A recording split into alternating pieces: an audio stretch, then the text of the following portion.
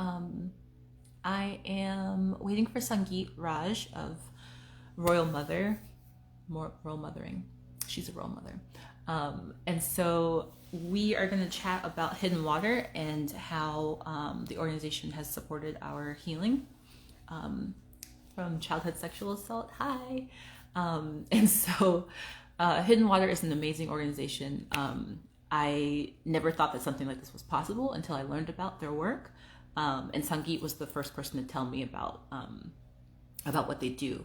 And then it took me a whole year to have to come to it again to then sign up. But there's four different circles in Hidden Water. There's the green circle, which is for adults who have experienced childhood sexual assault as children. There's orange, which is for parents and caregivers. There's blue, which is for friends and family. And then there's purple, which is for folks who have harmed others and are ready for taking responsibility for their actions. And so Hidden Water is incredible. It's based off of a 12-week cycle. And I'm actually coming up on, I think this is like my last 3 weeks or so. Yeah, 2 or 3 weeks. And it's completely transformed my healing journey. I'm just using this as practice and we'll see. Oh, hi. There you are. Okay, so let's see if this works.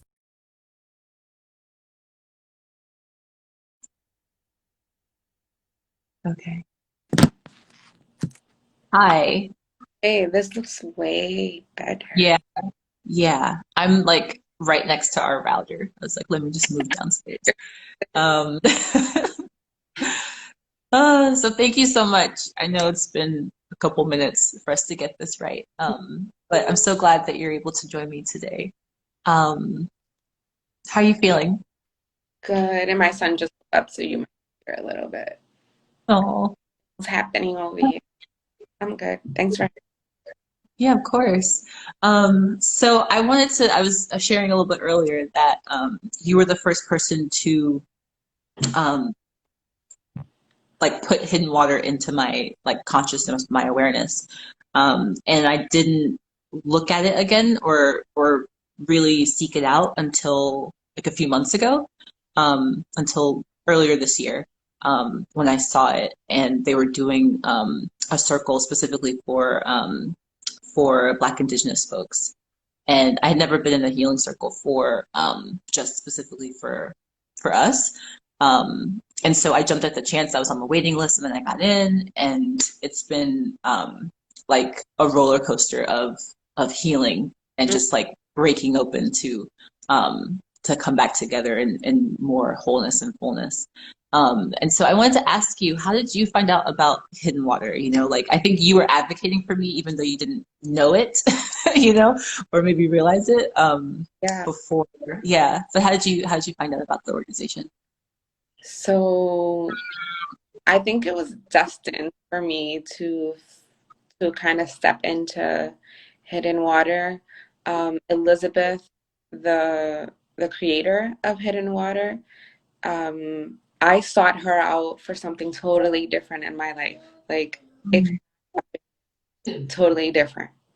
Like I sought her out as a mentor for restorative justice, but a whole nother field. Mm. Because I come from a background What? of employment and Mm. mediating employment conflict in the workplace. Okay. And she is a mediator. And so when I stepped into that career of, can you put that down, Cameron? Yeah, I knew that was. That's okay. Give me a sec. So put it down a little more, okay? Yes. Okay. Where was I? So your question was, how did I even come into Hidden Waters? Yeah. Okay. So I left my corporate career of human resources, and I wanted to step into a whole career, still using the skills I had gained And that to me was employment mediation, where both parties, the employer and the employee, and myself as a neutral party, could reconcile their issues in a more whole way.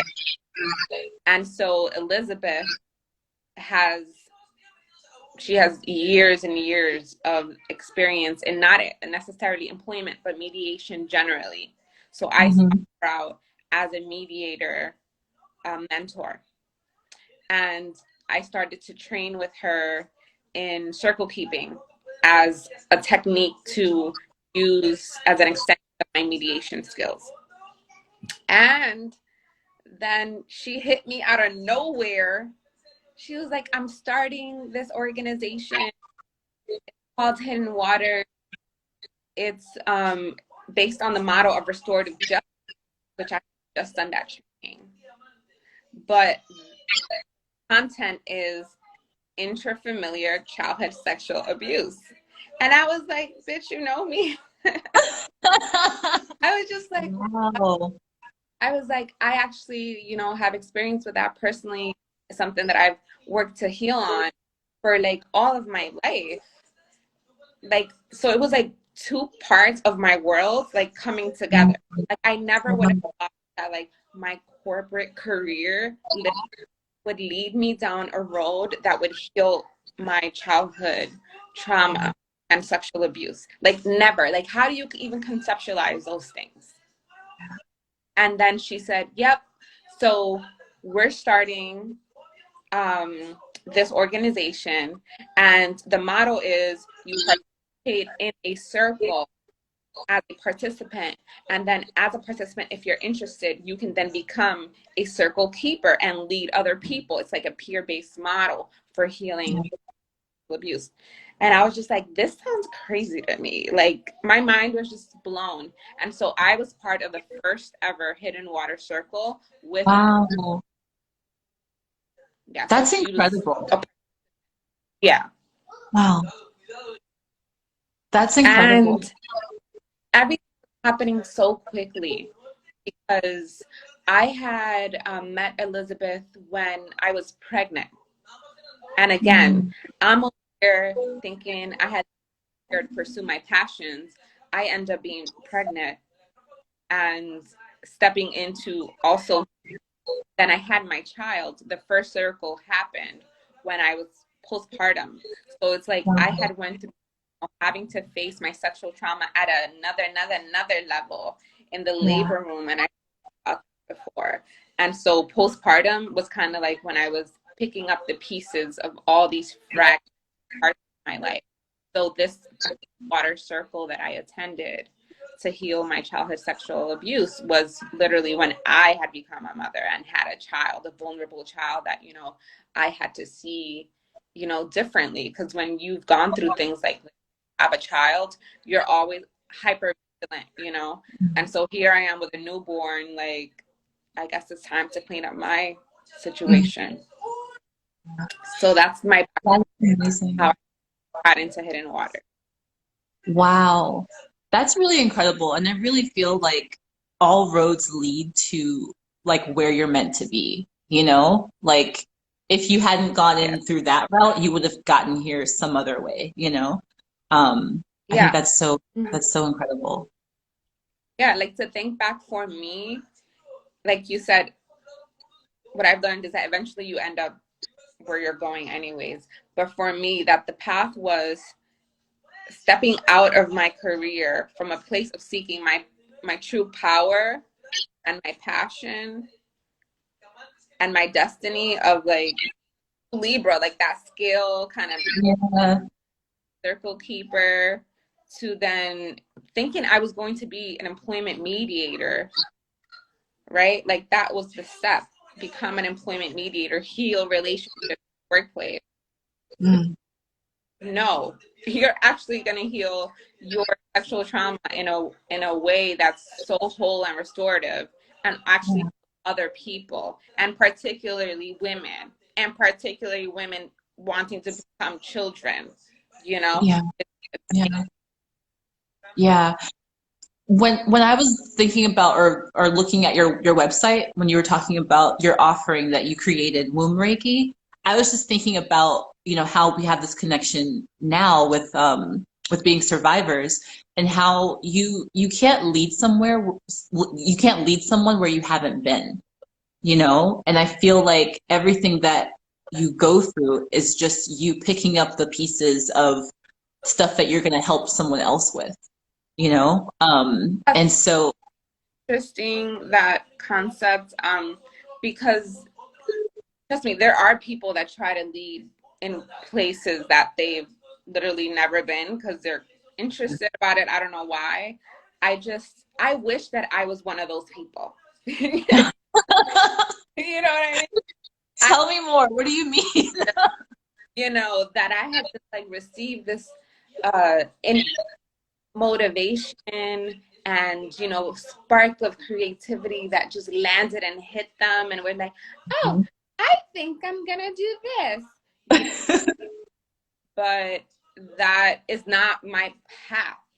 Like, I literally am the wounded healer. Yeah, yeah, Things that I do are the things that I have a very close relationship with in my life, and I am proud of that.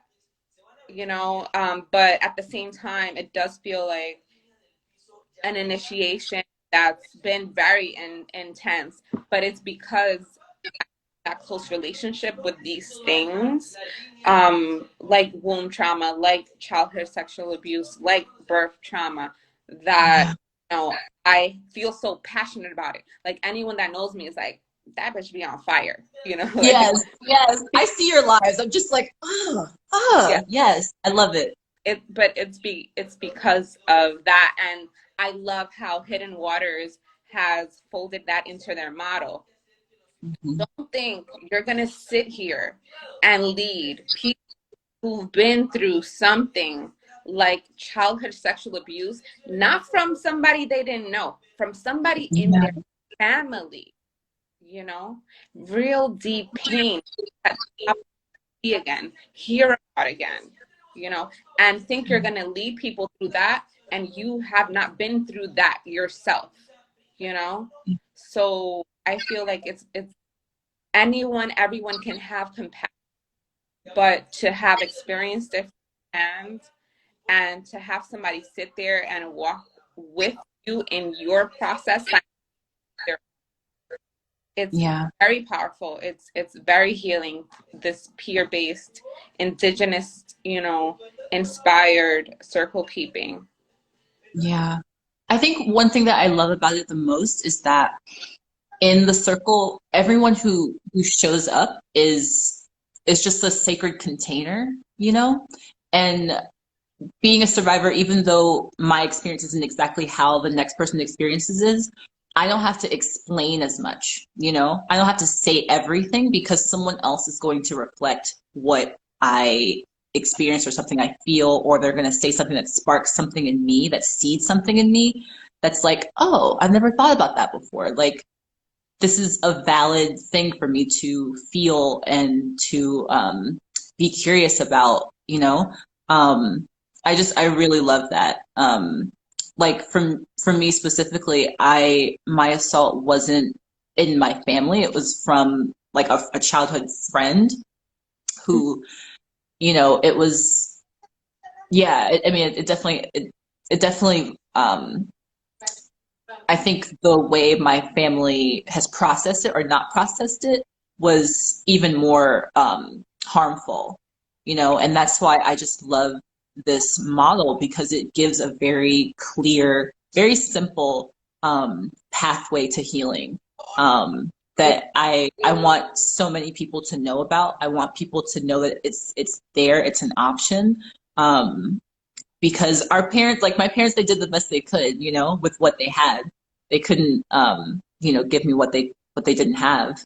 And I feel like it takes a village, there's like that African proverb, it takes a village to raise a child. Yeah. Parents shouldn't have to do it alone, especially in this world where there's just so much coming for our kids, Yeah. I, messages and people and things. And it's just, It's I a love lot.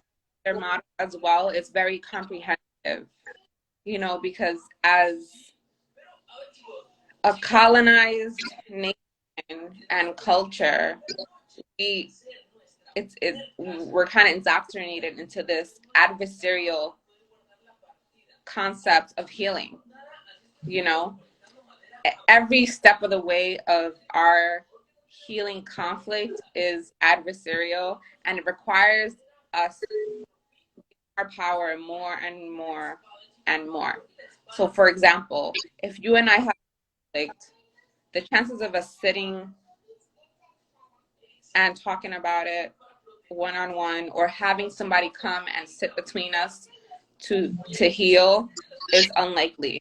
You know, more likely, you know, lawyers get involved, you know, attorneys, judges, or court system are very powerless.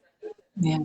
Yeah. At this thing, somebody outside of you is going to sit there, listen, and make a decision for you. But they're not the ones that are going to have to deal with the relationship, the severed relationship afterwards, to help you deal with your emotional state, Yeah. you know. And so I love that Hidden Waters doesn't just think of like the survivors, you know. They don't just think of the survivors. There's circles for survivors, people who love the like partner who may be indirectly affected by your abuse. Um, in your example, your family sounds like they could have used some support. Wouldn't it would have been amazing to them and to you to have experienced maybe a circle of your own, which Hidden offers support people, their own resources. And then they also offer harmers a circle, you know. So typically harmers, people who abuse and abuse children, it's because they have their own, you know, healing to do. Someone harmed them. The behavior was learned. And so we tend to, like, you know, childhood sexual abuse, if it does get prosecuted, then they go to jail, you know, or they get put on a list. They get ostracized. So what Hidden Waters does is provide them their own container for healing through a peer who's been through it, in the same model of healing, self-forgiveness, extending, you know, reconciliation. It's a lot more of a whole than what we're used to in handling pain and conflict. Yeah. It's revolutionary, like you're saying, like how you're, thank you so much for like walking us through that path, because I think it's these connections that we don't think, because we're so used to it being the way it is, you know, like we don't think of the alternative of how it can be, how there can be a restorative way to deal with conflict. You know, we're so like conflict averse and like passive aggressive, um, that which is also violent. You know, it promotes silence. It promotes just like individualism that's really unhealthy, and just perpetuates the society that we're moving away from. Yeah, yeah, for sure. So I'm looking forward to once a year. I lead a circle in of color, and I Mm. typically invite Spanish speakers, and that doesn't necessarily involve people who only speak Spanish, but it tends to attract women of color who are, you know, Latina, Yeah. which I am. I'm also open to having color there. So, you know, when I started the circle, it was kind of everyone together. It was all women though, Mhm. ethnicities. But now where I am, I'm very focused on healing women of color and extending my healing to them in that way, and through the participation of a circle as a circle keeper. So once a year, I do have a women of color circle. If anyone who watches this is interested in healing their childhood sexual abuse in a unconventional way, because I did do talk therapy for 10 years. I did, EMDR, which is a psychosomatic method. I did that. This took me to a depth that I explored in the past. It was very healing. It was very restorative, to see my peers mirror the things that I had lacked the words to, express or consider. It was like my healing and then some through their healing. Yeah. It makes me, it makes me think of like hidden water and like how you skip a stone, Yeah. like how it just like ripples. Like that's exactly how it is. That's so beautiful. Or like when it rains and like the water just like cools and peaks. That's incredible. That's an opportunity for anyone watching this to work with me personally. As you said, Hidden Waters is continuously always offering, open to everyone. I am also, my dream for maybe next year, not maybe, my dream, maybe it's time because I've been saying this for 2 years, is to do a circle for women who are mothers. Yes. Oh my gosh. Yeah.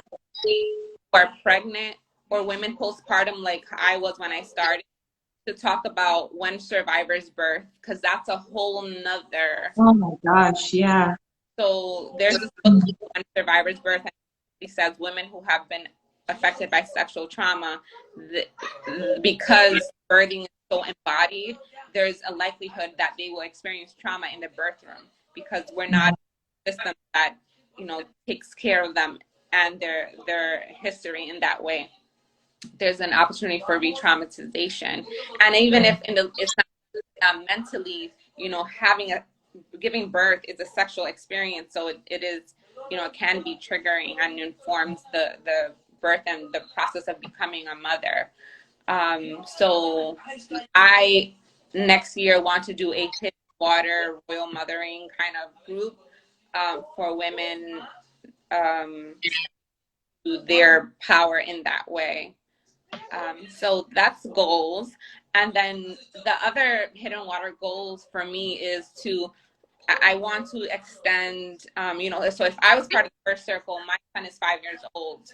So about 4.5 years ago was the first circle. So I think we have enough circles in the history of Hidden Waters now, but I offer like a level 2 circle. And that's for me, how sexual trauma affects intimate relationships. So like for me, I did a lot of healing for me, but when I entered relationship with another person, with my lover, a different way. It affected my ability to connect, my intimacy. It affected the bedroom.